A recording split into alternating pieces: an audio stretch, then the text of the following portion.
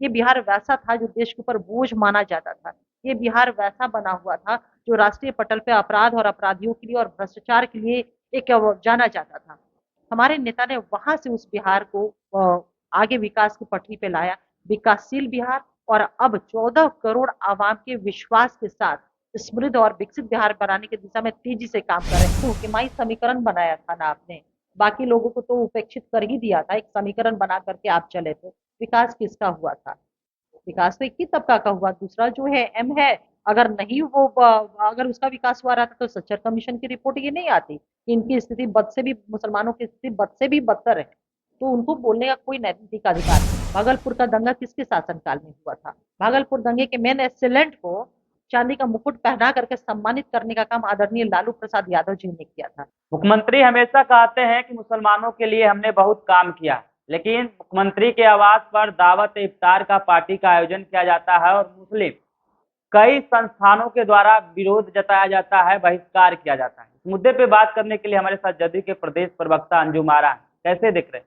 मुख्यमंत्री कहते हैं कि मुसलमानों के लिए हम काम कर रहे हैं, लेकिन दावत इफ्तार पार्टी में बहिष्कार करते हुए कई संगठन नजर आ रहे हैं। देखिए, आप माननीय मुख्यमंत्री नीतीश कुमार जी के विकास परक कार्यों को कंपेयर आप आज की इफ्तार पार्टी से, दोनों दो अलग चीजें हैं। माननीय मुख्यमंत्री नीतीश कुमार जी ने इसमें कहीं दो राय नहीं, न्याय के साथ सबका विकास के संकल्प को पूरा मूर्त रूप दिया, जमीन पे उतारा। और यही कारण है कि बिहार विकसित बिहार और समृद्ध बिहार बनने की दिशा में तेजी से आगे है। रही बात जो आप जिन संगठन की बात कर रहे हैं, तो देखिए, जहाँ तक वक्फ अमेंडमेंट बिल की बात है, तो हमारी पार्टी का जो अपना पक्ष है, हमने जेपीसी में अपने पक्ष को रख दिया है। और ये अच्छी बात है कि हमने जिन बिंदुओं को रखा है वो तमाम बिंदु हमारे वक्फ अमेंडमेंट बिल एक्ट जो है उसमें वो आ गए हैं। तो अच्छा, एक चीज और आप देखिएगा, हमारी पार्टी का या हमारे नेता का, हमारी तो ट्रैक रिकॉर्ड रहा है ना कि हम सभी धर्मों के जो स्पिरिट है, सभी धर्मों का जो मेन एसेंशियल है, उन तमाम चीजों का वो हमारी पार्टी, हमारे नेता सम्मान करते हैं। तो आप समझ सकते हैं कि हमने जो जेपीसी में अपने पक्ष को रखा हुआ, तो इन सारी भावनाओं को निश्चित रूप से वो रही होंगी। रही बात की जो लोग कह रहे हैं कि विरोध कर रहे हैं, अब तो मैं यही कहूंगी कि ये मुनासिब नहीं होगा।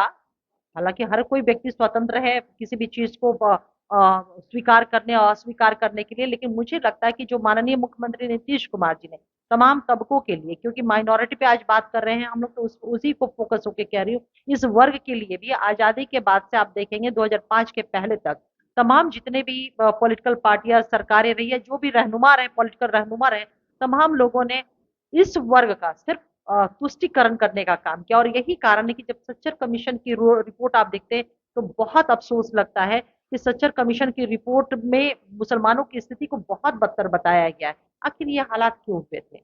आप इतने अगर कद्रदान थे, या ये इतना अगर आप हितैषी थे इस वर्ग के लिए, तो फिर इस समाज की स्थिति खराब क्यों हुई थी? माननीय मुख्यमंत्री नीतीश कुमार जी वहां से, उस हालात से 2005 में यहाँ की आवाम ने उनको सौंपा बिहार के मुस्तकबिल के लिए, बिहार के भविष्य के लिए।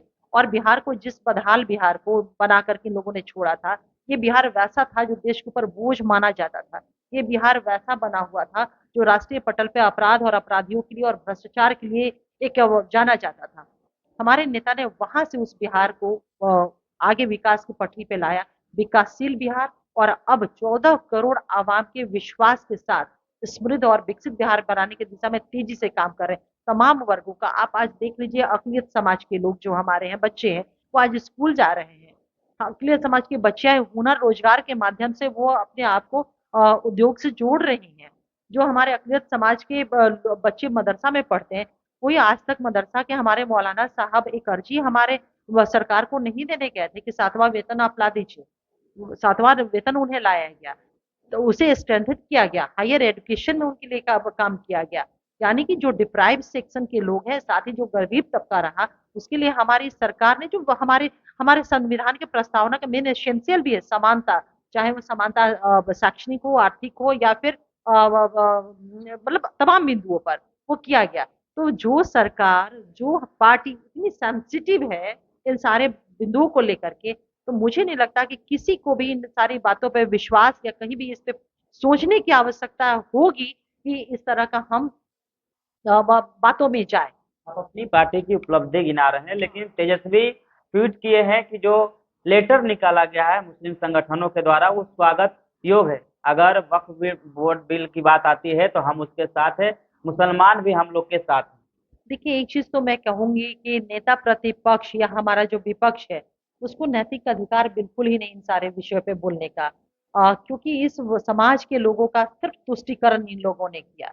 मैं तो कहती हूँ कि माई समीकरण बनाया था ना आपने, बाकी लोगों को तो उपेक्षित कर ही दिया था, एक समीकरण बना करके आप चले थे। विकास किसका हुआ था? विकास तो एक ही तबका का हुआ, दूसरा जो है एम है। अगर नहीं वो अगर उसका विकास हुआ रहता तो सच्चर कमीशन की रिपोर्ट ये नहीं आती कि इनकी स्थिति बद से भी, मुसलमानों की स्थिति बद से भी बदतर है। तो उनको बोलने का कोई नैतिक अधिकार नहीं है। भागलपुर के दंगा को कोई भूल सकता है क्या? भागलपुर का दंगा किसके शासनकाल में हुआ था? भागलपुर दंगे के मेन एसेलेंट को चांदी का मुकुट पहना करके सम्मानित करने का काम आदरणीय लालू प्रसाद यादव जी ने किया था। भागलपुर दंगे में जिनको बुरी तरह से जिनकी हत्या की गई थी, मारा गया था, उन तमाम परिवारों को आजीवन पेंशन देने का काम हमारे माननीय मुख्यमंत्री नीतीश कुमार जी ने किया।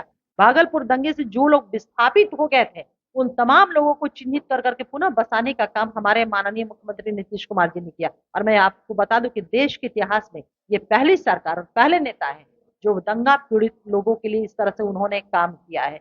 मैं अब पूछना चाहती हूँ कि क्या, जब इन सब बातों की मैं चर्चा कर रही हूँ, तो आप ही बताएं कि क्या वैसे लोगों को इस बिंदु पे खुश होने का, हाँ ये खुश जरूर होंगे क्योंकि फिर एक बार उनको लगेगा कि तुष्टिकरण का कहीं ना कहीं एक सीन हमें दिख रहा है। लेकिन बिहार की आवाम नीतीश कुमार जी के नेतृत्व में विकास को समझ चुकी है, यहाँ के अमन चैन और खुशहाली को समझ चुकी है, सुशासन को देख रही है, कानून के राज को देख रही है। 24 घंटे में आप कभी भी घर से बाहर निकल सकते हैं, देख रही है। सब लोग फ्री होकर के अपने सपनों को साकार कर रहे हैं। और रही बात मजहबी मुद्दों की, एक मजहबी मसला है, यहाँ पे भी सरकार हमारी बहुत संवेदनशील और तमाम धर्मों के एसेंशियल को, स्पिरिट को सम्मान करने वाली हमारी सरकार है, हमारे नेता और हमारी पार्टी है। बहुत बहुत धन्यवाद मैम। ये थे अंजुम आरा, तमाम सवालों का जवाब देते हुए नजर आ रहे हैं। जिस तरीके से तेजस्वी यादव के द्वारा ट्वीट किया गया था लेटर को लेकर स्वागत योग बताते हुए नजर आ रहे थे, तो उससे पलटवार भी करती हुई नजर आ रही थी। बाकी बात इस वीडियो के माध्यम से आपकी क्या प्रतिक्रिया होगी, अपनी प्रतिक्रिया कमेंट में जरूर दें और ऐसे ही खबरों से रूबरू होने के लिए देखते रहिए आगाज तक।